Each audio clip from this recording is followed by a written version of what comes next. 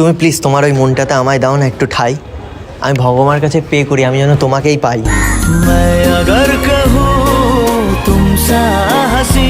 So hey guys, welcome back to my channel. This is Akhil. তো চলে এসেছে আজকে আর একটা ইন্টারেস্টিং ভিডিও নিয়ে। আর আজকের টপিক হচ্ছে, মুখে বলবো না, তোমরা দেখে বুঝে নাও।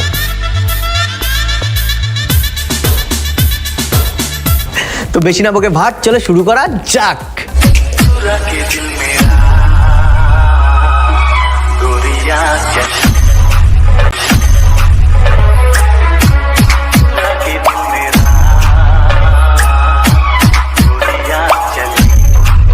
Five minutes later.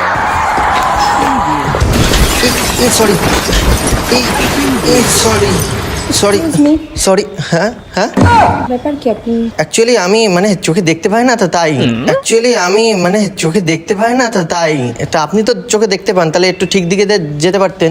ঠিক আছে, কিছু মনে করবেন না। এটা তো আপনি রং সাইড দিয়ে হাঁটছেন, আপনি ওই দিক দিয়ে হাঁটুন। মানে আমি রং সাইড মানে? হ্যাঁ, আপনি লেফট দিয়ে যান। অ্যাকচুয়ালি আমি তো দেখতে পাই না, আমি ওর জন্য আমি বুঝতে পারিনি কোন সাইড দিয়ে। আচ্ছা, না আপনি অন্য দিক দিয়ে যান, এদিক দিয়ে আপনি উল্টো দিক দিয়ে হাঁটছেন। ও মানে আপনি আপনাকে ঠিক আছে মানে আন্টি না কি মানে মেয়ে না বোন, আমি বুঝতে পারছি না। না না, আমি আন্টি না।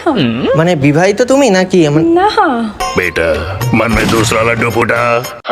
ও আচ্ছা, মানে কিছু মনে করো না। হ্যাঁ, আমি মানে দেখতে পেলে এরকম করতাম না, ঠিক আছে? না ঠিক আছে, তুমি চোখে দেখতে পাও না, তোমার বাড়ির লোক তোমাকে একা একা ছেড়ে দিয়েছে কিভাবে? না, বাড়ির লোক ছাড়িনি গো, আমি দুঃখে বাড়ির থেকে বেরিয়ে এসেছি।